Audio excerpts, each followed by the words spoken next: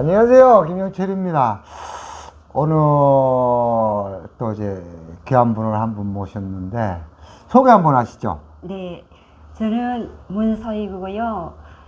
양강도 해산에서 왔어요. 아. 이렇게 만나게 돼서 반갑습니다. 아이고, 여기 오신 지는 몇 년 되신 거예요? 횟수로 8년 됐고요. 만 7년 정도? 그렇게 오, 됐어요. 그러면 지금 뭐 어느 정도 한국 조금 아시겠네요, 우리나라를. 네, 아직 알자면 모르고요.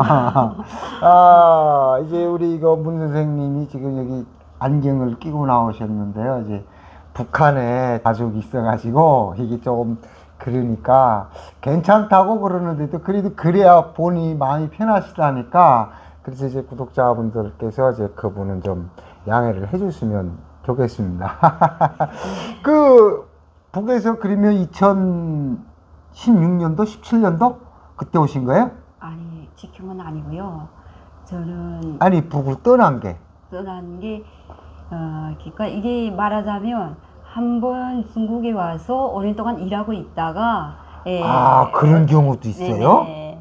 그렇게 되다가 그때 좀 알았어요. 그래가지고 내가 이게 돈을 벌어 가지고 나왔는데 혹시 이게 형제도 모르고 나 홀로 이 타향살이 하다 죽겠구나 좀 이런 위압감이 들었고요. 아프고 이러니까 그래도 그 5년 동안 쌓인 게 있나 봐요. 그래서 고향으로 가자. 거기서 뭐 내가 뭐 여기 와서 다른 그 불법을 한 거는 아니잖아요. 불법인가요? 불법이 맞죠? 아니 이렇게 그러니까 살려고. 내가 이제 그 문 선생님 말씀 들으면서 이제 조금 이제 이해가 안 가는 게 북한에서 2016년도에 네네. 중국으로 돈을 벌러 가셨다는 거예요? 아니요.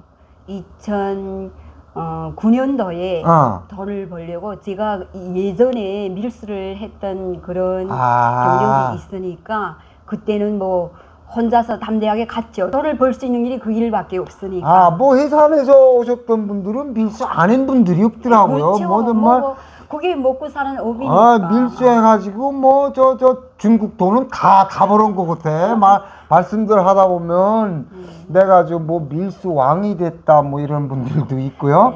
정말 뭐 백두대간을 주름 잡아 오셨던 분들인데 그러면 그때 주로 무슨 밀수를 하신 거예요? 저는 원래 함흥이나 청진이나 이쪽 현에서 파동 같은 거 들어오잖아요. 동이냐, 동장사를 알루미늄, 하셨구나. 뭐 저케는 조그만하게 또 금도 들어오는 게 있어요. 그래가지고 니켈, 코발트 이런 맞아요. 것들. 그런 금속들을 가지고 오면 우리는 또 연선에 사니까 중국하고 거래하면 그 사람들이 또 오간 태우는 것보다 중국 일단 태우고 나면 돈이 좀 가치가 더 가니까. 그러니까 서로 그렇게 밀수해서 좀 벌었던 그런 경력이 있으니까 이제 밀수 점점 고갈되잖아요. 그렇죠. 고갈되니까 이제 밀수로는 먹고 살기 좀 힘들게 되니까 중국 가서 나 일을 해서 벌자. 이게 운이 좋으면 뭐 중국에서 그냥 돈만 벌어서 계속 뭐 살 수 있겠다 이런 생각에 그러니까 그때까지는 이게 한국 손에 오고 이런 걸 잘 몰랐어요. 그래서 단순하게 그래서 중국 가서 돈 벌어가지고. 그러면은 그때 2009년도 그때 당시 우리 황해도에서는 뭐 중국에다 동 팔아먹었다, 뭐 전기선을 잘랐다 이렇게 해서 총살을 많이 했거든요. 그게 그렇죠. 문 선생님 같은 분들 손을 통해서 그렇죠. 중국으로 넘어갔구나. 그러면 그렇죠. 뭐 혹시 이제 기억이 들리는지 모르겠지만 그때 우리 나 있을 때 당시 해제해서 키로당 8,000원을 했거든요. 동 한 키로에. 그랬나요? 네. 그러면 그때 마진을 얼마나 붙이고 넘기는 거예요? 그래도 마진은 아마 한 3배 정도? 왜냐하면 그 항해도나 평안도나 함흥이나 청진에서 오는 사람들은 또 그 달리기꾼들 있잖아요.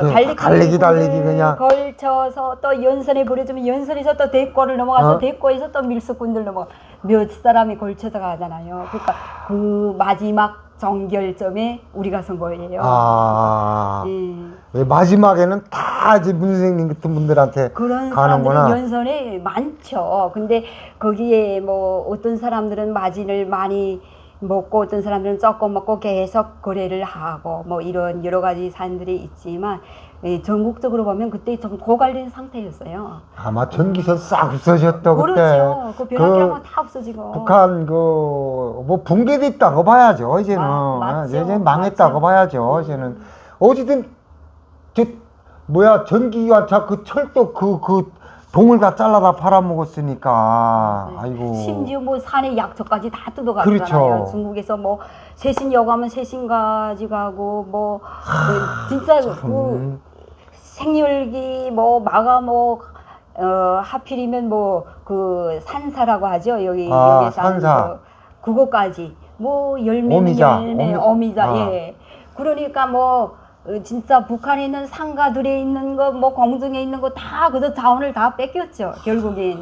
근데 그게 결국엔 나라가 그만큼 경제적 자업이 되게끔 돌고 돌아 정책을 그렇게 해줬으면 사람들이 그렇게까지는 뭐 악을 안 쓰죠. 먹고 살기 힘드니까. 그럼요. 그 사람들이 요구가 크지는 않잖아요. 그래서 배고픔을 달래기 위해서 결국 그런 일이 시작됐는데 마지막에는 그것까지 고갈되니까. 저 혹시 문 선생님 이제 연세가 어떻게 되시는 거예요? 70년생이에요. 아우 나하고 개띠 똑같네. 반갑습니다. 저도 개띠거든요. 우리는 이제 뭐 70년생이니까 추억을 뭐 곱씹자고 하면은 유치원 타가서 뭐 인민학교, 중학교, 고등학교 이걸 쭉 거쳤잖아요. 그래서 이제 그때부터 뭐 5천년 역사에 처음으로 높이 모신 뭐 위대한 수령이다. 뭐 한 세대의 두 제국주의를 때려부신 뭐 백전백승의 강철의 영장이시다. 뭐 이런 거 많이 배우면서 자랐잖아요. 제가 이제 한국에 와서 저는 이제 14년 차입니다. 14년 차인데 이제 와서 가만히 보면 야, 저 김부자 저 배는 얼마나 클까? 동 있는 거 다 팔아먹어, 금 다 팔아먹어, 이자같이 산에 나는 거, 바다에 나는 거, 하늘에 나는 거 다 뜯어 팔고 꺾어 팔고 해도 지금 돈이 모자라서 저러는 거를 보면은 야, 한 인간의 욕심이 과연 어디까지일까? 이런 생각을 해보게 되거든요. 사실은 정치하지 말아야 될 사람들이 그리고 그 나라를 지배해가지고 거기에 묶어진 2,500만이 다 굶주리고 사는 거죠. 아휴, 어쨌든 뭐 안타깝죠. 그래가지고 이제 그 동장사를 그러면 하시다가 이제 그 원천이 고갈을 되니까 밀수도 잘 안 되니까. 야 이게 아니구나. 또 중국 대방은 아는 게 있고 이래서 맞아요. 야 거기 들어가면 돈 얼마나 벌 수 있냐 이렇게 불안해서 들어간 거예요? 그렇죠. 그래가지고 들어가다 나니까 이게 가까운 조선족들이 사는 근처에 가면 좀 위험할 수 있고 우리 사람들 고자질하는 사람들이 많잖아요. 그러니까 더 깊이 들어간다고 산동 속에 들어갔어요. 예, 그쪽에서 저는 재봉일을 할 줄 아니까 미싱이를 하셨구나. 그 공장에 들어간 거죠. 그래 거기서 그러니까 처음에는 봉오리처럼 말이 한족들이 운영하는 그 회사라 말이 통하지 않으니까 봉오리로 들어간 거예요. 그래가지고 거기서 5년 동안 열심히 일해가지고 그것도 남들이 밤 작업을 안 하는 것도 이건 그저 돈에 먹이면 그렇죠. 그래서 그 돈 때문에 야간 작업도 남이 안 하는 걸 도맡아 제가 하겠다 하고서 그래도 뭐 한 달에 뭐 얼마나 버신 거예요? 그래도 중국 돈으로? 중국 돈으로 2천 넘어 벌었어요. 한 달에. 그래서 작업반이 한 5개 정도 있었는데 그 우리 작업반에서는 그래도 제일 수입이 제일 높았죠. 그만큼 많이 했으니까. 그러니까 바보죠. 제 목숨이 하는 걸 모르고. 아니 그러니까 이제 그 중국에 가서 돈을 벌어가지고 내 이 돈을 벌어가지고 다시 고향으로 나오리라. 저는 그렇게 생각하고 한 거죠. 김일성 원수님은 독립하지 않으면 다시 압록강을 건너지 않으리라 하고 갔다는데 돈을 많이 벌기 전에는 내가 이 압록강을 다시 넘지 않으리라 아주 굳은 결심을 품고 가셨는데 그 5년 동안 얼마 버신 거예요? 5년 동안 그래도 저는 거의 5만 정도는 벌었어요. 중국 돈으로.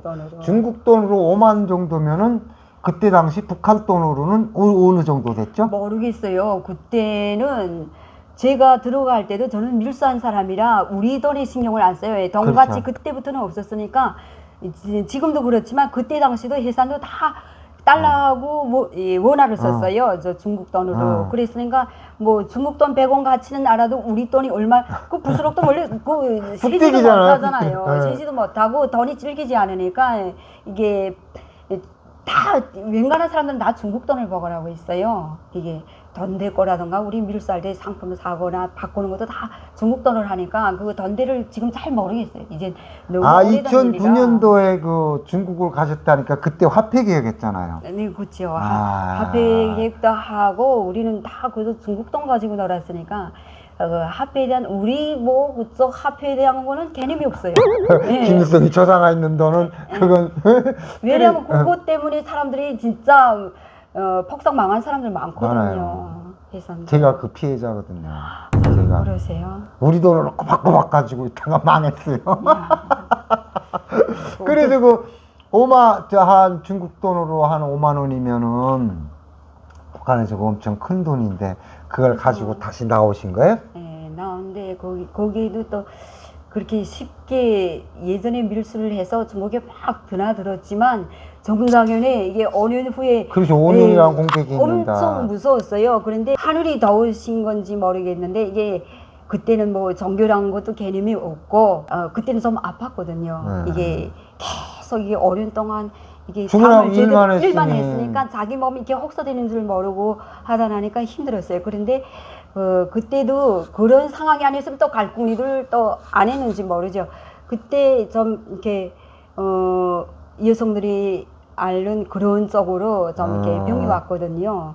병원에서는 진단을 암 쪽에 가깝게 내려가지고 내가 중국 이렇게 병원에서 이렇게 허무하게 죽을 수도 있겠다. 그러니까 사람이 이게 국도에 달하니까 나 무조건 나가야 돼. 고향에 가겠다. 고향에 가야 돼. 그러니까 부모님들도 일찍이 돌아가셨는데 내가 이렇게 이 타향살이 누구도 모르게 멀리 도망쳐 왔거든요. 그래서 형제들도 몰라요. 내가 어디 갔는지. 행불된 걸로 알고 있거든요. 그쪽에 행불된 걸로 알죠. 그랬는데 돈이 벌어져서 뭘 하냐. 가서 뭐 내 사는 날까지 그래도 고향에 얼마나 어리석은지 몰라요. 지금은 이렇게 이렇게 어리석은 나절로도 나 얼마나 이렇게 무맥할까 얼마나 이렇게 어처구니없는 생각을 했는지는 몰라요. 근데 무조건 거기 가야 되겠다는 생각이 형제들 드니까 곁으로 가겠다. 가족 나 곁으로. 죽어도 그래도 형제들 손에서 뭐 이 고향 땅에 묻히고 싶다 이런 생각 한 가지로 그래도 뭐 하늘이 도왔는지 그래도 들어갔다 나왔어요. 근데 들어가서 나는 원래 북한에 갔다고요? 예, 갔는데 가서도 나는 내가 예전에 우리 가족이 좀 군부 쪽에서 있었거든요. 그래서 군부대에 계셨구나. 그러니까 뭐 이렇게 내가 뭐 이래 자수하고 궁상스럽게는 안 살았겠네. 다 가족들이. 몰랐어요. 별로 몰랐고 그런데 이게 이 정치가 바뀌면서 나를 받아들일 수 없다고 하니까 이게 옥장이 무너지는 거죠. 북한 정부에서 안 받아들이겠다. 너는 반역자다. 언니가 말해주는 거예요. 나는 단순하게 얼마나 순진한지 몰라요. 가서 이게 나가 자수하고 원래 중국에서 자수한 사람들은 그냥 달려내라 몇 달 끊고 또 돈만 먹이면 또 거기서 살 수 있는 그런 형태를 봤으니까. 아니 어쨌든 외할부를 가지고 들어가면 애국자잖아요. 그러니까 근데 그 나라가 용서를 못 하겠다잖아요. 그리고 그때 당시 내가 돈 다 하면 얼마래도 그래서 편안하게 여기서 살다 난 좋겠으니까 이렇게 언니 좀 해줘 하니까 야 너 정말 어쩌면 이렇게 세상을 모르냐. 여기 사람들 하루를 다 살려고 나가는데 거기서 왜 들어오니 멍청아. 이러면서 언니가 어제 속 가서 말도 못하고 그러는 거예요. 그런데 그 와중에 언니는 좀 겁이 드는 게 뭐냐면 거기에서 뭐 이민반장 일도 하고 뭐 군부대에 그렇죠. 있었으니까 그런데 그게 딸이 하나가 군사복무 하고 있는 딸이 있었거든요. 언니 조카고 말하니까 조카. 선생님한테는. 그러니까 언니가 이게 큰 불화똥인 거예요.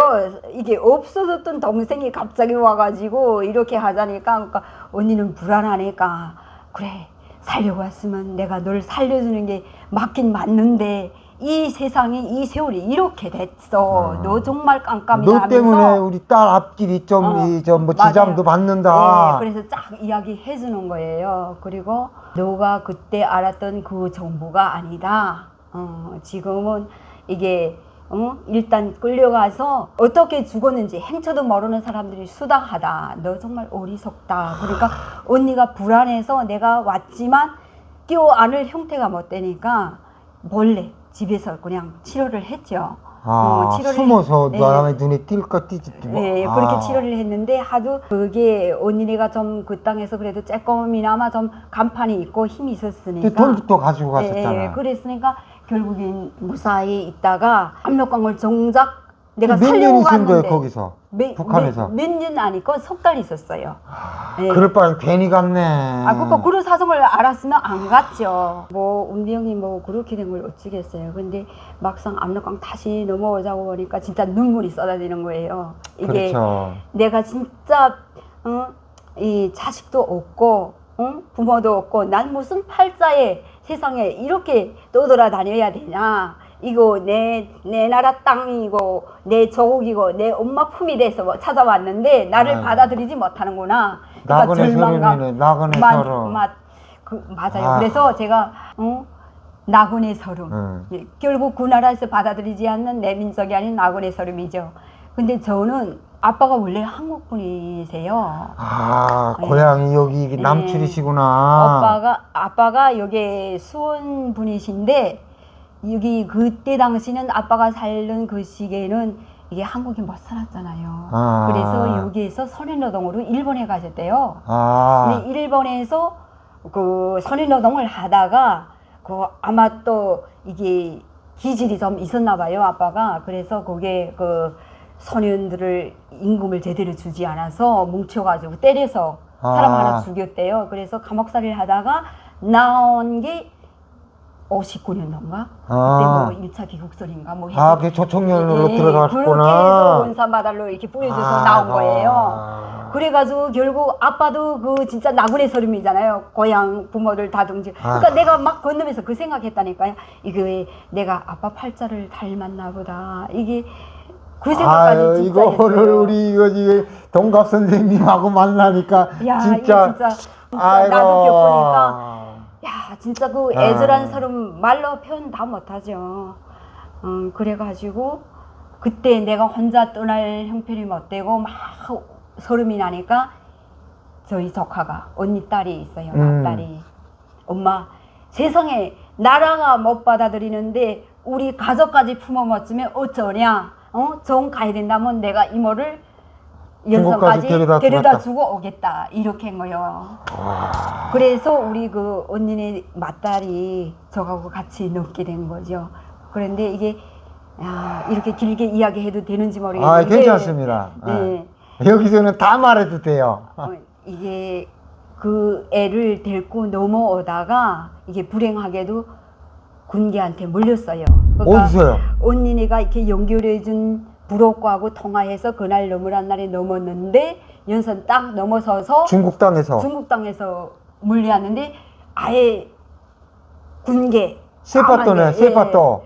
그 개가 이게 저한테 달려들었거든요. 그래서 엄마 이걸 어쩌냐 피할 길도 없이 그게 벼랑턱이니까 내가 이렇게 죽는구나 하는 그 생각까지는 했어요. 거기까지 기억나거든요. 그 다음에 필름이 끊어져 갖고 눈 떠보니까 칭항도인 거예요.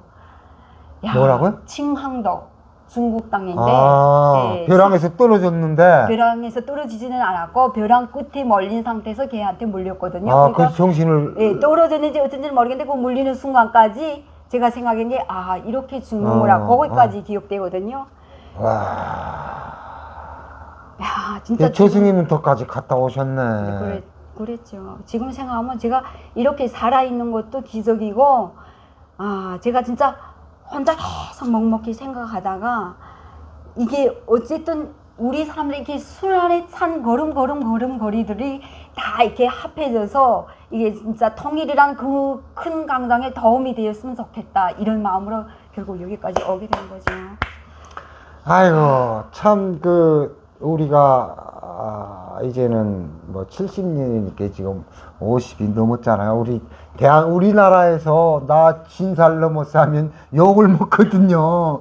근데 이제 북한에서는 지금 제가 아마 북한에 있다고 하면은 할아버지 소리 들을 겁니다. 할머니 소리 듣고요. 그렇죠. 이제 이런데 우리가 이제 그 북에 있을 때 뭐 김일성이나 김정일이나 뭐 우리는 김일성 민족이다. 아리랑 민족이 김일성 민족 됐다. 뭐 이랬었잖아요. 그래서 뭐 노래도 뭐 당신이 없으면 조국도 없고 우리도 없다는 이런 노래를 부르면서 생활을 해왔는데 왜 그렇게 전애들이 부르짖는 저 김일성 민족을 왜 저렇게 비참할까요? 쫓겨 다니고 피해 다니고 죽음의 문턱까지 가야 되는지 참 그게 속상해요. 그렇죠. 이게 참 부모 뱃속에서 부모를 골라 태어날 수는 없잖아요. 그러니까 이게 한 민족이라는 게 이게 어찌 보면 왜 이런 서름을 우리만 겪어야 되는지 막 진짜 세상사가 공평하지 않고 왜 우리는 하필이면 이런 홀라홀라 이런 민족에서 태어난 그런 나라에서 그것도 왜 그 꼭대기 북쪽에서 태어났는가 하는 거예요. 그러게나 말이죠. 그러니까 이게 진짜 공평치는 않지만 이제 또 여기 와서 살고 보니까 처음에는 그냥 막 부모 이렇게 돌아가셨고 나 혼자 왜 이렇게 이국살이를 하면서 아직도 행복하지 않을까 이런 걸 좀 생각해 보니까 이게 한이 맺혀서 그런가 봐요. 아직도 그쪽에 친척들 언니 생각하면 언니 형제들이 살고 있는데 아직도 못 오고 데려오려고 아무리 애를 써도 이게 진짜 진짜 난간이 너무 한두 가지가 아니고 진짜 이게 정말 세상사가 공평하지 않네요. 이게 그래도 저는 지금 다행이라고 정말 우리 민족이 정말 뭐 불행 중 다행이라고 해야 되간지 어쨌든 다행인 게 그래도 우리나라 절반 이쪽 남쪽 땅은 잘 살잖아요. 탈북자가 그 어떤 사람이 오든 애가 오든 늙은이가 오든 남녀노소 가리지 않고 그 사람이 중앙당에 있었든 밑에서 꽃집일을 하다 왔든 다 받아주잖아요. 이런 게 있으니까 그래도 다행이지. 그렇죠. 그거라도 없어봐요. 이거 진짜 그러니까 저도 그렇게 생각해요. 그 죽음의 문턱까지 갔다가 그래도 이게 내 민족이 그렇잖아요. 예전에는 우리 적국인 줄 알았잖아요. 그렇죠. 근데 이 세상사를 깨뜨려 여기까지 오고 보니까 그래도 내 민족이 날 품어주고 있구나. 감사하며 살죠. 중국에서 그러면 그때 개한테 물려가지고 거기서 깨나 보니까 거기서 그러면 몇 년이나 중국에서 몇 년 사시다가 오신 거예요? 몇 년 아니고요. 14년도에 그까지 제가 왔거든요. 14년도에 왔는데 조카를 데리고 왔는데 조카를 잃었잖아요. 눈 떠보니까 조카는 없고 저는 혼자서 지금 개인 집에서 지금 링기를 꽂고 있는 거예요. 그래서 물어보니까 이게 칭강도래요. 내 조카는 어디 있냐? 그러니까 없었다. 그 사람 자기네는 모르겠다는 거예요. 그래서 조카를 잃었잖아요. 그러니까 거기서부터 조카를 찾아야 되겠다 이 생각으로 헤매다가 결국에는 나중에는 가다 내가 정처 없이 가다 나니까 내가 이미 그 5년 전에 거기 와서 일했잖아요. 재봉하던 미싱공장. 그 공장에 와 있으면서 일을 하면서 어디 고쳐할 때 있어야 되잖아요. 중국도 우리가 신분이 없으니까 편안하지는 않잖아요. 그래서 조카를 찾다고 헤매다가 보니까 이게 안 되는 거예요. 그래서 그 공장에 다시 찾아가서 주임한테 나 다시 일할 수 있으니까 좀 받아달라. 그래서 일하면서 지금 연락선을 해가지고 그래도 이미 전에 북한이 한번 갔다 왔으니까 연락선이 맺어져 가지고 그렇죠. 언니네하고 연락선에서 이게 한국 브로커를 만난 거예요. 그래서 16년 5월 달에 이 조카는 못 찾고요. 못 찾고 조카를 찾느라고 그러니까 너 중국 땅에 10년 더 있어봐야 뭐 찾아 한국에 들어오면 그래도 다 우리 말이 통하고 통하는 사람들이 있어서 찾을 수 있다. 혹시 들어왔을지도 모른다. 그러니까 빨리 들어라. 그래서 16년 5월 달에 들어온 거죠. 그래서 들어왔는데 없는 거예요. 알자면 우리가 처음에 국정원에 그렇죠. 조사받으면서. 그래서 제가 말했죠. 저는 조카를 찾느라고 사실은 이런 길을 왔다. 그래서 알아봤는데 안 들어온 거예요. 아이고. 그렇게 됐어요. 그래가지고 뭐 여기 한국에서 그때부터 쭉 정착하면서 조카를 계속 찾고 있는 거 아닙니까? 아직도 못 찾은 거예요? 조카를 찾았어요. 다행히도 위챗 외신, 외신에도 중국. 홍보하고 우리 기세인이 이 젊은 애들에게 중국하고 통하는 애들은 다 이렇게 올리고 그 다음에 우리 탈북 동지의 그 프로그램 거기에도 올리고 조카를 찾느라고 무진 애를 썼는데 소식이 없었어요. 근데 어느 날인가 중국에서 전화 왔어요. 전화 왔는데 중국말로 조카 이런 사람을 찾느냐 맞냐 그게. 그래서 통화를 했는데 결국엔 우리 조카가 같이 살고 있는 중국 사람인 거죠. 한족분. 남편이구나. 네네, 조카 그러니까 결국엔 조카 사이. 네네 조카가 남편이죠. 그 사이지, 조카 사이지. 예. 결국 그렇죠. 그래서 바꿔달라. 이래가지고 이제 우리 조카 엉엉 울면서 나도 2년 동안 이모를 찾아서 이러다 나니까 이런 살이 했다. 역사가 기구하죠. 그렇게 된 거예요. 그래서 통화를 하다 보니까 얘는 금방 아기를 낳은 거예요. 아기를 낳고 빨리 한국 들어오라. 야 세상에 정말 미안하다, 죄송스럽다. 저는 항상 죄송스러운 마음이에요. 나 때문에 조카는 나 때문에 여기를 안 와도 될 걸, 나 때문에 결국 중국행을 했다가 날 거기까지 발해주고 간다는 애가 결국 중국 땅에 있었잖아요. 그래가지고 너무 죄스러워가지고 제가 또 이렇게 브로커를 통해서 18년에 데려왔죠. 데려왔는데 자기도 오겠다. 그리고 근데 다행스럽게도 그 부모님들이 괜찮은 거예요. 그 중국 시부모님들이 너 어린 나이에 여태까지 마음고생하면서 우리 집에 산 것만도 괜찮고 너 아들은 못 데려간다. 이게 뭐 3대 독자라는지 뭐 3대 그런 손자래요. 그래가지고 크면 애가 원하면 왔다 갔다 할 수도 있으니까 너 가고 싶으면 가라. 그래서 제가 또 애가 분유를 먹이는 상태라 그 분유 값이랑 다 보내주고 그 부모님들 너무 고맙잖아요. 사실은 목숨 거두어준 것만 어딘데 보내주는 것까지 보내주는 것도 그렇고 그 애 앞날을 걱정해서 그렇게 보내준다는 게 사실 진짜 감동이잖아요. 그래서 신랑도 괜찮으면 우리가 좀 이게 털을 잡으면 다 데려오리라 그런 생각으로 결국엔 조카를 데려왔죠. 데려왔는데 다행이다. 그래서 지금은 그나마 그래도 너무 죄송스럽지는 않아요. 왜냐하면 그 북한 땅에서 살기보다 얘가 여기 와서 중국에서 자유를 맡기고 중국에서 사는 것도 북한보다 난데 그거보다 더 좋았으니까. 그래서 지금은 조카도 저한테 감사하죠. 북한에서 이제 그 밀수를 하셨다고 그러는데 그 밀수를 해서 이제 어쨌든 남보다는 돈을 많이 만졌을 거 아닙니까?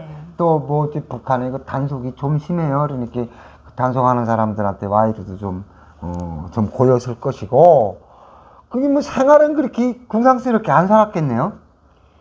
저는 사실 뭐 그렇게 그런 생활은 못 해봐서 그 연선 사람들은 오직 돈 벌 생각에 밀수하느라 언제 이쪽에 연선 왜 뭐 이런 생활을 잘 몰라요.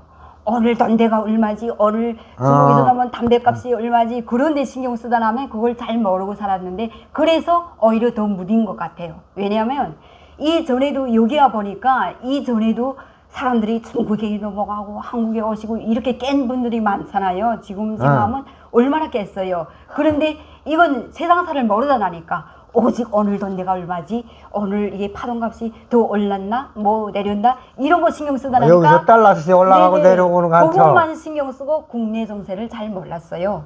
사실은. 그러다 나니까 늦게 이렇게 온 거죠. 그리고 저는 그 땅에서는 사실 이렇게 말하면 어떻게 생각할지 모르겠는데 중국에 가서 부디 왜 살까? 왜 중국에 가서 살까? 말도 모르고. 그리고 좀 저희 식견으로는 중국 사람들은 좀 그렇게 우리처럼 깨끗하게는 안 사는데 이런 편견이 있었거든요. 아, 그래도 이게 우리가 더 깨끗하다 우리가 더 중국보다. 깨끗하고 더 아이고 참. 문화적이다 이렇게 비록 전기는 안 응. 들어가 해도 응. 제 나름에는 우리 문화 수준이 더 높은 걸 아, 생각했어요. 중국보다는? 착각이죠. 아. 예. 중국 사람들은 오직 먹는 것, 똥된 오직 놈들. 돈, 뭐 이렇게만 생각했고 이런 그게 편견이거든요. 깨지 못했어요. 아, 그게 이게 말하자면 무식한 거죠. 무식한 거죠. 아주 무식한 거죠. 그러니까 그 테두리스밖에 안 놀한 거죠. 아. 중국에 그 파동 개량할 때도 저는 가서 개량하고 오고 막 이랬어요. 아, 그렇게 왔다 갔다 하면서 왔다 한 거? 했어요. 어, 거기 정확히 몇 킬로 넘어갔다, 몇 톤 넘어갔다? 예, 이렇게. 거기 가서 개량도 하고 또 대방이 오늘은 사고 가도 돼.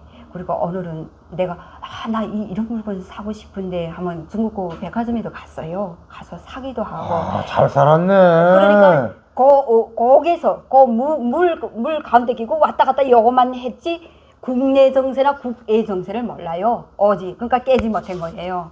그래서 제 나름에는 나는 중국도 가서 뭐 백화점에 가서 모두 옷도 사입었다야. 산다 뭐 이렇게 했지만 이게 결국에는 똥개인 거예요. 요만한 그릇에서 이렇게 그러니까 세상사를 몰란 거죠. 근데 중국에 와 보니까 이게 진짜 현저히 백화점 가보니까 어떻드나요? 야, 중국 백화점 그때 가보니까. 막 눈이 뒤집어졌죠. 그때 당시에도 우리 쪽에도 회사는 그 그러니까 장마당이죠. 쫙 공품인데 그렇죠, 진열하고 그렇죠. 그때까지도 괜찮았는데 중국 백화점에 가니까 막 기가 번지죠. 그거는 뭐, 아무것도 아니죠. 그러니까 그때 좀 중국에 대한 약간의 동경이 좀 있었어요. 야, 나도 좀 돈 이런 있으면 데서. 이런 매점이나 좀 앉아 있었으면 진짜 얼마나 좀 한상이죠? 어쩌고니면 항상 그런 생각을 하기도 했고. 아유, 이거 이제 우리 동갑이 선생님 말씀을 들으니까 해산 사람들이 이런데 우리 황해도는 오죽하겠어요? 우리 땡에도 미개도 에? 그런 거 한 번 못 보고요. 에? 무슨 뭐 중국이 어디가 있어? 저 항해도도 가봤어요. 어. 항해도 왜 갔냐면 눈 감기는 데죠. 이게 그 밀수품이 고갈되니까 항해도에 금장사가 됐어요. 아. 항해남도 배천. 아, 배처 은봉광산. 네네. 아. 거기 가서 누가 또 손나가지고 그렇게도 가봤는데 그때까지도 항해도는 좀 떨어지긴 떨어졌더라고요. 아니 떨어졌나마나 우리 황해도가 아직 지금 뭐 내 고향을 비하하는 거는 비하는 아닌데. 아닌데 사람들이 아직까지 연수한 사람들보다 좀 덜 깼어요. 그리고 순박하고. 예. 이 순박하다는 건 그 뭐라고 할까 북한에서 말하면 착한 거하고 모조리 종이 한 장 차이라고 그러잖아요. 저도 모조리죠. 그거 연설에서만 놀았을까 이거. 아니 중국하고 거기- 비교할 때는 해산이 모조리지. 근데 해산하고 우리 황해도하고 비교하면 우리 황해도는 완전히 숭치라니까요. 오랜만에 그런 말을 들어본다. 그 이제 우리 이제 황해도 사람들은 옛날에 그 전쟁 때 치안대들이 너 남선 놈들하고 너 내 통에 쥐하면서 이제 묶고 갖고 가잖아. 썩은 새끼줄로. 청미고 가다가 이제 큰 열댓 명이지 혼자서 데리고 가는 거야. 저기가 공산당원이 졸려 이 새끼가 한 잔 먹고 가다가 자면 옆에서 지금 그만 자세요. 갈 시간이 됐습니다. 가십시다. 이런 게 황해도 사람이잖아. 자기 죽이라 가는데도. 그래서 우리 황해도 보고 저거 땡해도 미개도 이러거든요. 근데 뭐 해산에서 그 우리 같은 사람들이 해산 장마당이나 낮은 장마당 가면 이거 홍콩 시장 우리가 뭐 가보긴 했어요. 야, 거기 가보니까 홍콩 시장이 돼. 홍콩 같은 것처럼 그러는 거죠. 근데 또 중국에 와보니까 좀 세계가 넓어졌어요. 야, 이게 뭐 한국 프로그램도 이게 TV에 꽝꽝 방영돼야지. 그 다음에 사람들이 여기는 뭐 5개국 사람들이 막 드나들어도 그 할빈에 저도 갔거든요. 그런데 뭐 할빈도 가보고 그 다음에 칭도도 가보고 하니까 이제 사람들이 그것도 그냥 공장에서 일하다가 한번 북한으로 다시 가자고 생각을 할 때 내가 느낀 게 야, 이게 사람들이 다 이렇게 5개국 사람들이 자유적으로 편안하게 다니고 이게 교통이 잘 돼 있고 그 다음에 고속도로를 보면 우리가 그런 죄책감도 있어요. 왜냐하면 우리가 그 철 마지막에는 고갈되니까 파철까지 다 그 중국에 밀수했잖아요. 철길 리루목까지 뽑아서 다 했잖아요. 그러니까 그 고속도로 옆에 난간을 철로 다 했는데 저거다 우리나라에서 그걸 들어왔다네. 보니까 이런 자책감이 드는 거예요. 야, 저 내 나라 저 마철이 여기 들어와서 저렇게 쓰이지 않나 이런 생각? 막 그러고 인천공항에 왔을 때는 더 했죠. 인천공항에 탁 내리자마자 세상에 이런 학원이 있었어. 이거 진짜 듣도 보지도 못한 거잖아요. 탁 내리는 순간에 제가 그랬어. 야, 우리 아빠는 고향이 이렇게 변한 걸 보지도 못하고 뭐 아유, 났구나. 아버지 생각부터 아버지 났구나. 생각부터 딱 났어요. 그러면서 눈물 나가지고 아빠 선을 내가 풀었어. 막 이렇게 위안도 하고 너무 천지개벽된 게임이 안 되죠. 네네. 안 돼요, 절대. 인천공항에 내렸을 때 그 감격을 진짜 말로 표현 다 못해요. 진짜. 그리고 이게 살아보면서 느낀 게, 이게 한나라 땅인데 여기 사람들은 이렇게 좋은 복지 속에 살고 있구나. 아프면 병원비를 나라에서 다 이렇게 해주고. 저는 여기 왔을 때도 한쪽으로 위압감이 든 게 뭐냐면 혼자 다른 사람은 다 건강해서 이렇게 왔는데 일을 쌩쌩할 것인데 나는 이제 나 어떡하냐 아파서 아프게 와서 조카도 못 찾고 나는 과연 이게 한쪽으로는 기쁘면서도 한쪽으로는 이렇게 불안하고 불안하고 막 그랬어요. 그런데 이게 진짜 너무 고마운 게 이렇게 아픈 사람도 품어준 나라, 살게끔 도와준 나라, 진짜 너무 눈물 나는 이런 나라잖아요. 이제 선생님이나 저나 우리 탈북자들이 그 기초수급은 다 누구한테 탈북자한테 다 적용이 되잖아요. 지금은 뭐 한 10년 살잖아 이렇게 그 기초수급 하면 조금 저 사람은 나이 젊은데 저거 왜 저거 기초수급으로 살지? 저 사람 저 북한에서 온 지 10년이 넘었는데 저왜 아직도 저 기초수급으로 저러지? 지금은 그렇지만 그때는 그 경찰분들이 이제 주민센터 가서 처음에 하나 나오니까 이제 그거를 해주더라고요. 이 기초수급이 뭐예요? 모르니까 기초수급이 뭐예요? 이렇게 살 수 있게끔 해준다는 거예요. 최소한 어느 날 나가면 집 앞에가 쌀이 2포대가 와 있어. 누가 훔쳐가지도 안 해. 이런 거를 보면 그래서 제가 이제 자꾸 우리나라가 이제 이렇게 시스템이 좋다 또 이제 선생님 같은 분들 만나가지고 우리는 실제 느끼잖아요. 이런 거를 북한에 이걸 자꾸 이런 게 전파를 타고 나가면은 북한 사람들이 저 미친 새끼들 저기 믿지 않을 저 미친 새끼들 무슨 그렇죠. 지 앞에다 쌀을 갖다 줘 우리 장군님도 못하는 걸 이럴 거란 말이에요. 걔들이 사실이잖아요. 그게 아이고 참 안타깝죠. 그게 안타깝죠. 결론은 안타까운 거예요. 안타까워. 그래서 좀 달을 좀 많이 모셔서 우리 한국에 일자리도 지금 있다 없다 해도 외국인들이 너무 많이 들어와 있잖아요.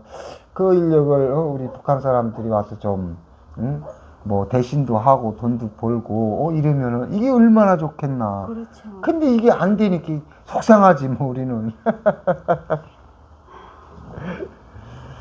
예, 우리나라에 와가지고 제일 그 인상 깊었던 음식이 뭐가 있나요? 중국에서 대충 고기 이런 거는 드시고 왔을 거 아닙니까? 네, 그렇죠. 근데 저는 중국에 있을 때 중국 음식이 별로 맞지 않았어요. 왜냐하면 그 산동 속에는 순 밀가루 음식이 주식이거든요. 그러니까 어떤 때는 그 공장에서 일할 때 꿈속에서 우리 고향에서 먹던 깍두기. 김치. 예, 깍두기 생각 제일 어떤 때는 꿈속에서 나타나가지고 그 생각 간절했고요. 그다음에 한국에 와서는 생소했던 게 육회를 먹는 거예요. 예. 물고기만 해 먹는 건 줄 알았는데. 네네네. 육회를 먹는 게 너무 신기했고요. 이 나라는 이렇게 잘 사는 나라인데 왜 저렇게 생고기를 먹지? 저거 충 있다는데 우리 북한에서는. 우린 북한에서 생각도 못한 거잖아요. 그게 새로웠고요. 그다음에 그 해삼 이렇게 신선한 걸 사는 걸 보는 앞에서 회를 해서 그거도 또 신기했어요. 우리가 해삼이라고 하면 꼭 수출품으로 알았잖아요. 그렇죠. 못 먹는 거로. 돈덩이를. 그 돈덩이를 저걸 넘기다요. 네, 맞아요. 선생님 저 질문이 있는데요. 네. 그 중국에 계실 때 깍두기랑 생각나셨다고 하셨잖아요. 근데 중국에는 깍두기 같은 게 없나요? 저는 못 먹어봤어요. 그리고 찾아도 봤는데, 그러니까 공장에 그냥 박혀서 12시간 계속 일을 하다 나니까 뭐 밖에 외식을 좀 자주는 못한 건 사실이고, 아무리 먹자고 그 중국에는 오일장이란 게 있었잖아요. 그런 곳에 가도 우리 깍두기가 김치는 없어요. 없겠죠. 그렇죠, 김치는 없겠죠. 그게 센테라고 하는지 산채라고 이렇게 부르더라고요. 근데 그것도 김치 맛이 우리 고유한 그 북한 그런 김치 맛이 아니고 그냥 절인 배추 그런 정도, 염장 같은 정도고. 왜냐하면 지금 중국에서 지금은 김치를 우리 민족의 고유한 음식이 아니라 중국 음식인데 지금 한국 사람들이 중국의 문화를 뺏으려고 자기네 거라고 한다라고 지금 우기고 있어요. 이거에 대해서는 어떻게 생각하세요? 야, 이거는 저희 생각은 김치는 우리 고유한 민족 음식 아니에요? 저는 그렇게 생각해요. 근데 제가 알기로는 이거는 우리 민족 음식이다, 민족 음식으로 알고 있어요. 예, 뭐 저는 뭐 이제 그 부분에 대해서 내 나름 걔네들을 말하면 뭐 중국 뭐 그런 면에서는 중국 놈들이라고 해야 되겠죠. 뭐 중국 사람들이라고 막 우리나라 걸 지네 거라고 하면 그 놈들이 놈이지. 그게 바로 된 놈입니까? 그러니까 우리 민족 음식으로 저는 알고 있거든요. 네, 근데 이제 그걸 자기네 음식이다, 뭐, 우리의 한복도 뭐, 자기네 전통 옷이다, 뭐, 이러는데, 저는 그걸 굳이 걔네들하고, 이건 우리 음식이다, 니네 음식이다, 그렇죠. 싸움할 필요는 없다고. 네네네. 우리 건데, 너네가 부러우니까, 너 지금 우리 거 가져갔다고, 또 그게, 김치가 또 돈이 되잖아요, 수출하니까. 그리고 제가 알기로는 제가 있던 그 산동에서도 이게 한국 분들이 오셔서 거기 중국 분들을 채용해서 김치 공장을 하고 있거든요. 그 기술이 그런 그런 거 볼 예, 때는 확실히 우리 그래서 거구만. 우리 민족을 알리느라고 거기서 김치도 판매하고 있고 그런 일을 하고 있다고 들었어요. 그 7월 14일이 이제 그 북한 이탈 주민의 날이라고 제정이 된대요. 네네. 네, 그거 들으셨죠? 네네. 네, 그래서 저희는 이게 이번이 처음이잖아요. 그래서 네네. 신기한데 만약 북한에 계신 분들이 이 한국에서 탈북자들을 위해서 탈북자의 날을 만들었다라는 거를 들으면 북한 사람들 입장에서는 어떤 느낌이 될까요? 그 사람들은 믿지 못할 것 같아요, 우선. 왜냐하면 저희 생각인데 아니 탈북자들을 그렇게 나라적으로 그렇게 공개해주고 그건 거짓말이야. 이렇게 날까지 단순하게. 제정을 해? 네, 날까지 제정해? 그거는 단순하게 생각하면 그 사람들이 아직 세상사를 깨뜨려 보지 못하니까 믿을 수 없다고 생각해요. 그러니까 거의 다 부정을 하겠죠. 좀 이게 한국하고 연결돼서 이런 그런 사람들은 좀 깨서 좀 혹시 그러면 혹시 네네. 이제 이런 부분은 어떻게 생각합니까? 요즘 우리 탈북자들 속에서도 인권 활동하는 사람들이 많다고 그러잖아요. 근데 요즘으로 우리나라식으로 말하면 북한의 MZ세대, 예? 얘들은 이제 소위 장마당 세대라고 해가지고 이제 김정은이 말이나 앞에서는 듣는 척에 뒤에서는 안 듣는다 이러는데 여기에 대해서는 어떻게 생각합니까? 그게 가능하다고 생각하세요? 저는 대부분 사람들이 이게 원래 안전말은 어떻게 불려서 다 듣게끔 이렇게 소문이 나잖아요. 원래 알게 모르게. 그래서 MZ 세대들은 아마 우리보다 더 절실히 배고픔을 알고 부모들이 더 절실히 힘든 걸 알기 때문에 더 빨리 알지 않을까 이런 생각이에요. 변화는 있다. 예, 변화는 있어요. 아직 그 청칼이 무서워서 김정은은 그냥 어찌 가만 죽이고 네. 짝해도 죽이고. 세상에 15살짜리 애가 한국 프로그램을 봤다고 청살하는 게 그게 인간이에요.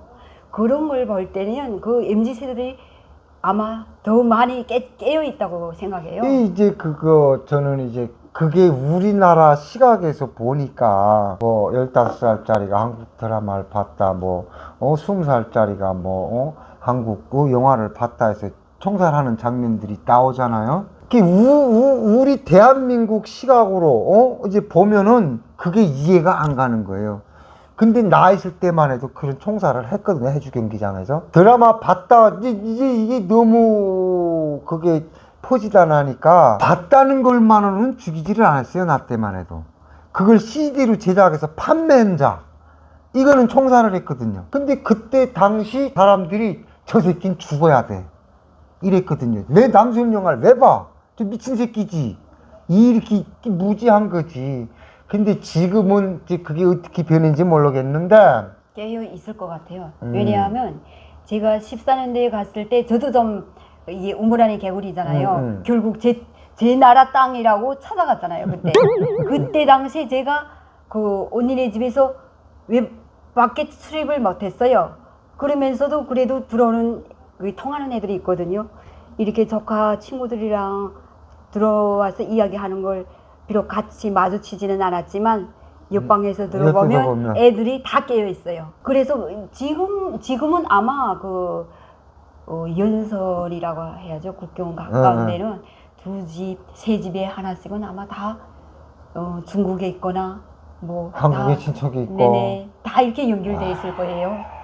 깨쳐 있어요. 이건 뭐 이제 뭐 통일되면 그 양강도 회사는 뭐 남조선이나 가깝네. 그래서 지금 그 돈 것도 보내잖아요. 네네. 가족들한테. 그렇죠. 사실은 야 지금 진짜 너무 안타까운 게 이게 그냥 개혁만 했으면 진짜 얼마나 잘 살 이런 좋은 조건이잖아요.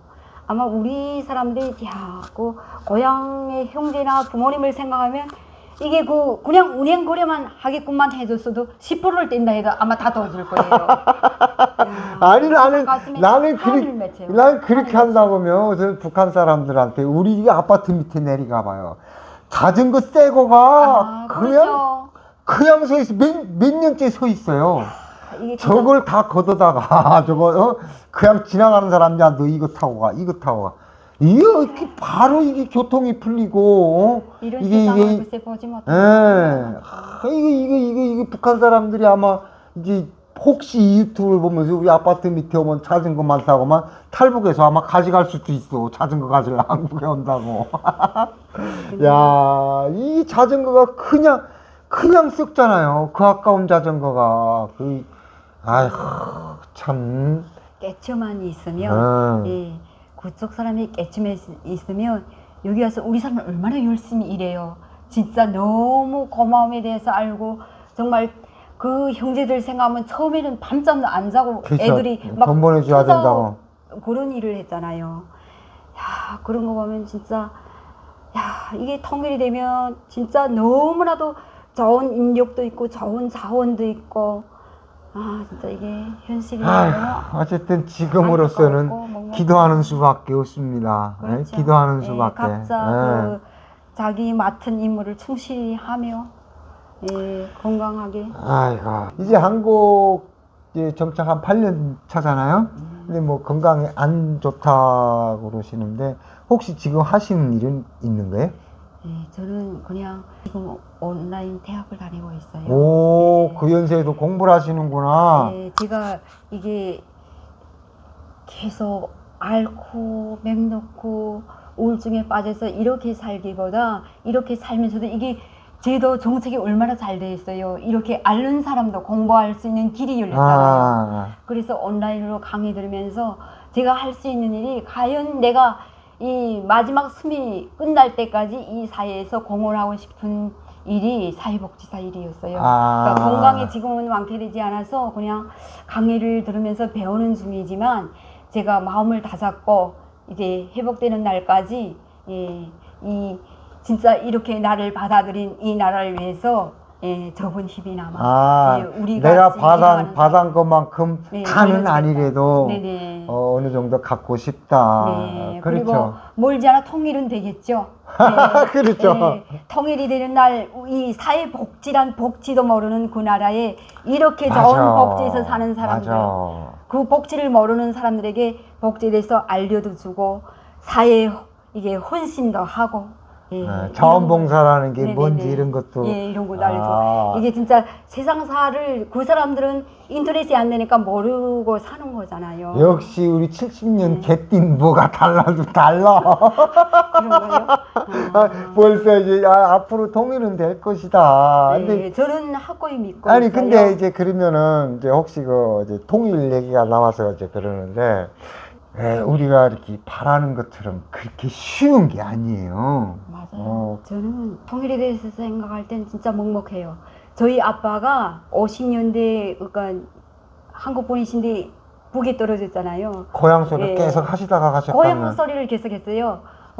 우리 그니까 맏오빠가 61년생인데 군대 갈 때만 해도 너가 이제 군사복무에서 1, 2년 내면 통일될 것이다. 그 희망을 계속 했어요.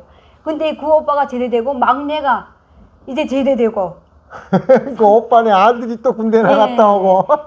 그러니까 이게 진짜 통일이란 게 이게 말처럼 쉽지는 않지만 이게 통일을 바라는 작은 마음들이 합쳐져 가지고 야 진짜 이게 5천년의 역사가 무너뜨리지 말아야죠. 우리 땅인데 이런 생각을 전 늘 하고 있고 제가 결국엔 아빠가 그렇게 원하던 고향에 아빠의 고향 우리 고향에 왔어 막 이런 마음으로 근데 뭐라도 해야 되잖아요. 그래서 저는 그러니까 남북 간에 이게 세대 차이도 있고 이게 통일에 대한 개념도 각각이지만 저는 이 통일에 대한 그 사람들이 희망을 주는 그런 새싹이 되고 싶어요. 그러니까 이게 사람들이 헌신이라는 거를 말로는 늘 자원봉사라는 건 늘 생각하고 말하고 쉽게는 하지만 우리 이 문 앞에 있는 이 통일에 대해서는 이렇게 멀리 보는 이런 편견에 대해서는 참 가슴 아프기도 하고. 예, 뭐 저는 뭐 요즘 뭐 북한에서 뭐 이렇게 뭐 오물풍선도 날아오고 한다는 걸 보면서 통일이 점점 가까우는구나. 우리가 뭐 바라지 않아도 이 또 지금 3만 5천을 넘어서 지금 탈북자가 4만 명 수준이 돼가잖아요. 그 자체가 저 북한이 안 되겠다 이런 그 느낌이 오기 때문에 저는 뭐 선생님이나 나나 통일된 뭐 그날의 고향에 가고 싶으면 앓지 말아야 되거든요. 그러니까 한 숟갈이라도 더 먹고 운동 한 걸음이라도 더 걷고 이게 지금 우리나라를 위한 일이고 또 나가서 건강이 회복되고 뭐 어느 정도도 이제 사회에 공헌할 자리는 많잖아요, 우리가.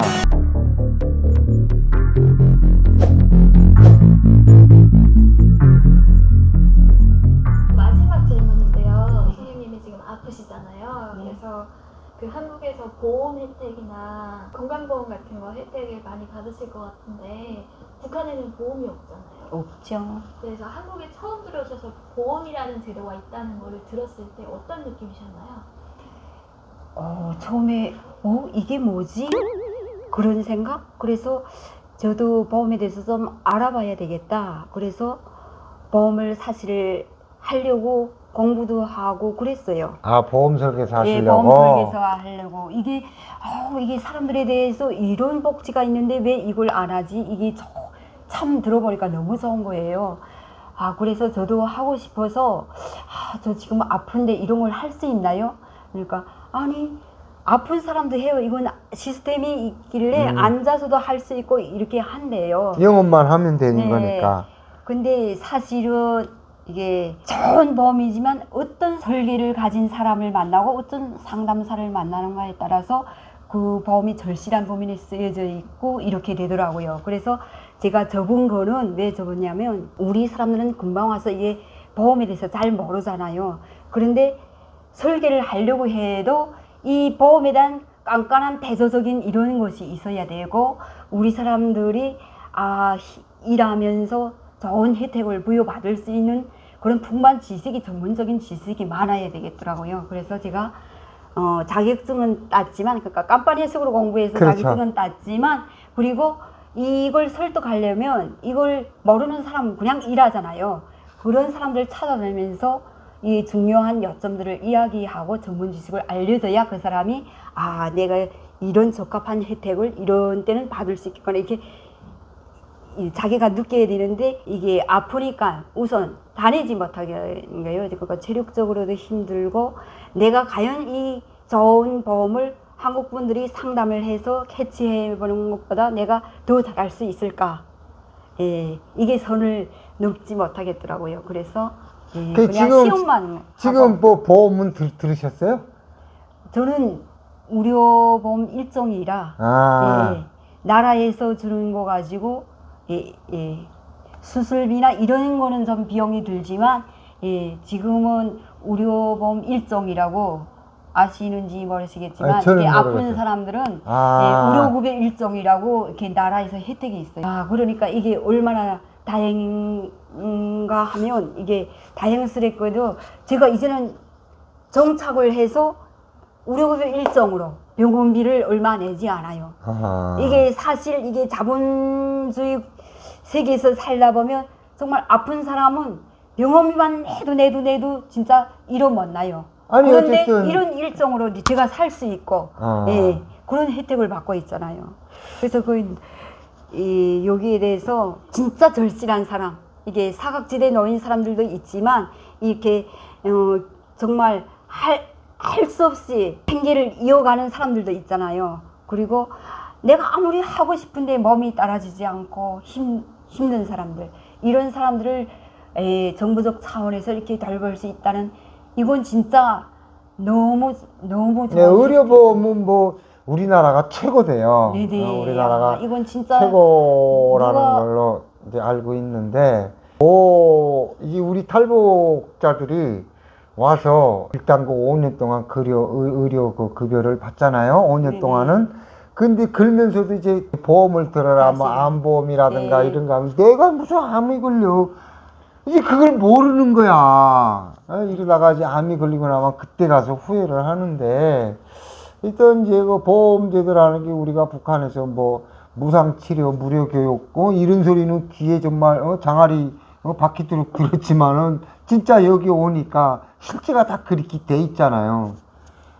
어쨌든 뭐 보험 뭐 혜택도 받고 이래서 나는 뭐 아직은 건강하니까 뭐 보험 혜택을 아직은 들어는 놨지만 그런 게 이제 병에 걸리면은 이제 그 혜택을 받겠죠. 근데 아직은 괜찮으니까 아직 그런 거는 몰랐는데 이제 문 선생님 같은 경우는 실제 뭐 편치 않으니까 그런 혜택을 직접 누리는 거 아닙니까? 그렇죠. 너무 선생님이 감사합니다. 아프시니까 그 북한에서도 아프셨잖아요. 그래서 북한 병원에도 가보셨어요? 북한에서는 병원이라는 게 병원이 아니에요. 병원 간판만 병원이지 다 개인 의사들을 써요. 좀 뭐 돈 많거나 권력이 있는 사람들은 큰 병원을 평양병원 같은 거 이렇게 가겠지만 덕병원이랑 이런 걸 기본적으로 백성들은 못 가요. 가서 돈이 시작하는 거지. 가도 일제 뭐 그냥 진단 뭐 이런 거는 뭐 무상으로 될 수 있지만 거기에 필요한 주사나 약, 페니실린 한 대 맞자 해도 다 괜히 돈 내야 돼요. 야매 가격으로. 그렇게 돼요. 그 뭐 시스템 자체가 거기는 무너진 그렇죠. 거지. 그래서 뭐 우리가 여기 와서 뭐 북한 병원에서 치료 받았나요? 이렇게 물어보는 자체가 나부터서 좀 어리석은데 다 개인 의사예요. 그래도 우리는 뭐 무상 치료, 무료 교육 이거를 이걸 때까지는. 듣고 자랐으니까 또 우리 한국 분들이 거기도 사람 사는 세상인데 어쩌면 그럴 수가 있냐. 이거 오히려 우리 보고 이제 뻥친다고 그러거든요. 그게 우리가 그 학교 다닐 때까지는 그래도 병원이랑 병원답게 조금 치료도 하고 뭐 그렇게 하긴 했지만 지금은 아주 시스템이 붕괴돼가지고 다 개인 의사들이에요. 진짜로 그 자격증 있는 의사인지는 모르겠는데 링겔 넣을 줄 모르면 개인들이 불러가지고 그 의사들이 와서 링겔 꽂고 민간이 이게 좀 튼 사람들은 다 약국에서 직접 사가지고 그러면 약국에서 다 판매되잖아요. 야매로 파니까. 그러니까 돈만 있으면 가서 링겔도 사고 무슨 약 사가지고 집에서 다 혈관 주사도 다 자기 자체로 넣는 거예요. 하긴 다 뭐 붕괴됐죠. 저거 딸 시집 가서 애 낳을 때도 친정 가서 뭐 조상을 불러요. 친정 엄마가 받고 할머니 데리다가 가갈 거 꾸려주면서 자식 받고 그러는 거 지금도 그렇잖아요. 뭐가 있어. 그러니까 실생 다 뭐 분리됐죠. 북한하고 이제 한국하고 비교한다는 자체가, 근데 우리가 비교할 거는 거기밖에 없으니까. 그럼 한국 병원 가셨을 때는 되게 놀라셨겠네요. 북한에서 야매로 치료받으시다가. 뭐 놀랐죠. 예. 저는 처음에는 한국에 올 때 많이, 아까도 이야기했지만 많이 우려됐거든요. 건강이 안전 상태에서 조카를 찾느라고 이 길을 왔는데 내가 과연 이 길이 맞나? 중국은 그래도 제가 일을 했으니까 돈이라도 벌었는데, 이게 건강이 악화돼서 조카를 찾느라고 이 길을 왔는데 과연 자본주의 세계에서 내가 또 이게 노숙자 생활을 하지 않을까 막 이런 우려도 있었어요. 왜냐하면 건강이 안 되니까, 일을 못 하니까. 그런데 이렇게 시스템이 이런 사람들도 받아들여주고 나라에서 복지 혜택으로, 보험 혜택으로 보살펴주고 있으니까 너무 감사하게 살죠. 그래서 죽고 싶어도 못 죽어요. 네, 이를 악물고 어떻게 건강에 최선을 다하고, 그래서 그냥 넉넉히 있는 게 아니라 아까도 이야기했지만 죽고 싶어도 못 죽어. 네. 죽기는 왜 죽어요? 그러니까 뭐 명이 다하는 날까지, 우리 형제를 만나는 날까지 이를 악물고 살아가지고, 이 사회 복지에 대해서도 알고 우리가 준비돼 있어야 그런 사람들 맞이할 때 당당하지 않겠어요? 아니 예, 아파도 이제 그런- 이제 참 새로워지는데, 이제 형제들도 만나고 언니도 만나고 뭐 이러면은, 아니 그래도 대한민국 저기면은 뭐 돈을 좀 줘야잖아요. 이거 이렇게 되면 복지 이렇게 받아, 이른 운전자 보험 있어, 이렇게만 하면 그 사람들 뭐 일단은 돈을 주든지 라면이라도 하나 줘야 될 거 아닙니까? 아니에요. 돈이 전부가 아니에요. 저희가 올 때 뭐 돈이 있어서 왔어요. 예, 저는 그랬어요. 내가 올 때도 맨손에 아무것도 걸친 것 없이 왔지만 이 나라에서 내가 추울세라 뭐 더울세라 이렇게 혜택을 받고 이렇게 사는 것만으로도 저는 감사하다고 생각해요. 그래서 뭐 제가 이게 건강을 완쾌되면 열심히 일해야죠. 근데 완쾌되는 날까지 그런 마음으로 살고 있어요. 많이 항상, 알고 이 항상 사회에 대해서 진짜 긴장되고 동원된 태세에서 삽시다 우리. 아이고. 오랜만에 그래도 이렇게 고향분을 만나서 너무나도 아유, 진짜 나는 또 이제 또 70년 우리 개띠 또 특히 이제 성들이 다른 분하고 또 방송을 해보니까 이게 저는 이게 계속 아프고 이런데 그냥 지나다니까 사람 결핍증이 좀 많았어요. 사람들 만나는 것도 꺼려하고. 그런데 이게 아까도 이야기했지만 7월 14일이 우리 북한 이탈 주민인 날이라고, 이게 나라에서 이렇게 고마운 날까지 정해졌는데 뭐라도 해야지요. 이 사회를 위해서 내가 이 땅에 온 이상은 내가 모든 이 나라의 보탬을 이룬 일을 하자. 그래, 이런 마음으로. 이제 그게 이제 이 사회복지 그런 쪽으로 하셨구나. 네. 그게 또 어떻게 보면은 값진 일일 수도 있고요. 뭐 내가 무슨 사회복지 무슨 자원봉사한다고 해서 산을 옮기거나 이런 거는 아니지만, 그런 건 아니지만, 그렇죠. 내 마음으로, 작은 마음으로. 우리 탈북자들이 감사합니다. 뭐가 있습니까? 마음밖에 가진 게 있어요. 그러니까 앞으로도 그런 거 많이 하시고, 또 그런 일이 있으면 저도 불러주시고요. 본 선생님이나 나나 한국에 온 거를 더 없는 우리는 로또 맞은 거예요. 천우를 타고 났다고 생각해야죠. 감이 오지 못하는 그쵸. 그런 때 그래도 와가지고 지금 또 멀었잖아요. 까먹었잖아요. 우리는 참 정말 복이 참 좋죠. 감사하죠. 감사하게 어쨌든 살고. 거기에 보답하기 위해서 첫째 앓지 마시고, 앓으면은 많이 들어가잖아요. 보험비 한 푼이라도 들어가잖아. 그러니까 운동 열심히 하셔서 보험비 안 들어가게 하는 게 운동이라고요. 우리는 그런 마음을 가지시고 앞으로 좀 더 행복했으면 좋겠고요. 어쨌든 자주 한번 모시도록 하겠습니다.